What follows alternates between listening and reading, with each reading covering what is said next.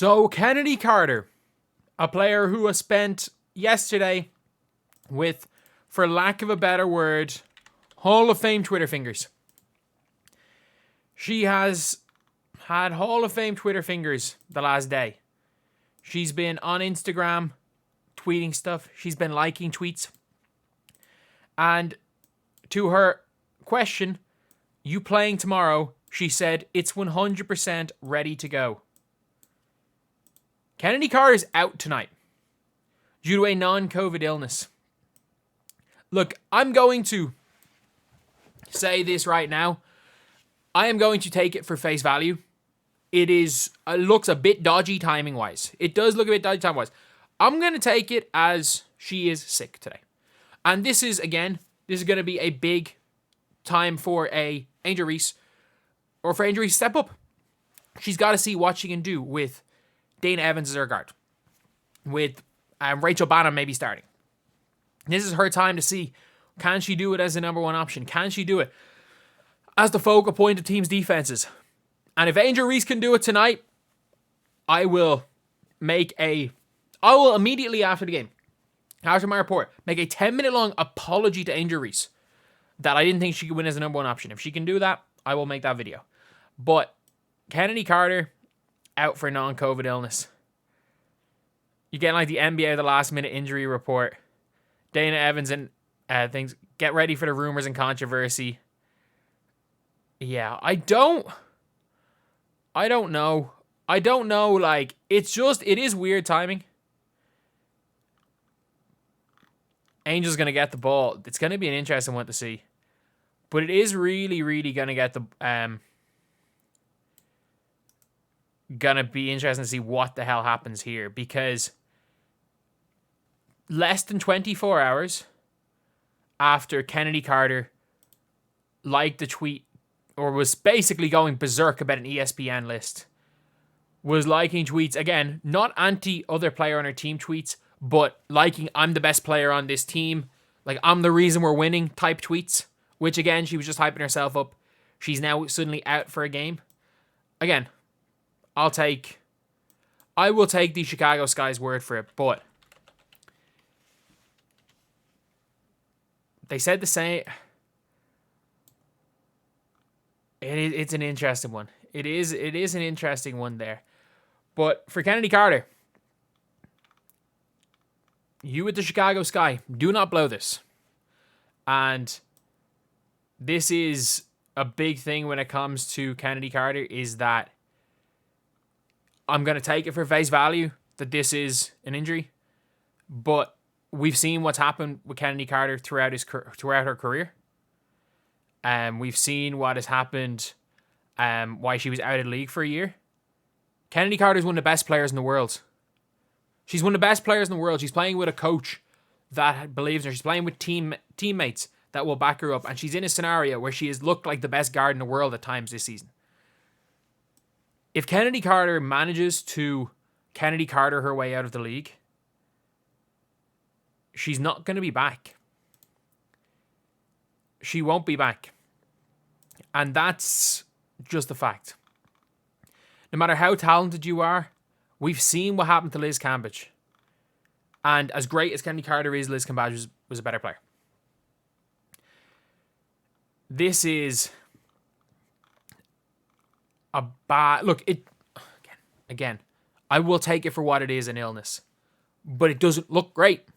It doesn't look great, especially when the timing of it all. But hopefully, this is just a 1 to 2 games. She's sick. The Sky, if anything, it could benefit the Sky. Because, look, they're not going to be a competitive team. But Angel Reese is now thrown in the deep end. She has got, for anyone who complains about Caitlin Clark's supporting cast, Angel Reese in this game is going to have the worst supporting cast around her of any WNBA team I've ever seen this season, including when, like, teams were bringing hardship contract players all the time, including when it was just Arike and nobody else. This is the worst supporting cast I've seen. They are going to be starting Dana Evans, Lindsay Allen, Michaela Onyenwere, Angel Reese, and Camila Cardoso. The other team just has to put 5 players in the paint. This is where we see, if Angel Reese, I'm not sure she'll be great tonight, but I do know that if she plays well tonight, or especially, this could be one of those games where you do want to watch it, because even if she starts off poorly, if she can figure it out towards the end of the game, she's going to go into the next game, if Carter's sick again, more equipped to be that number 1 option, and it might help her long term. Because she's now being thrown to the deep end where she is the number 1 option.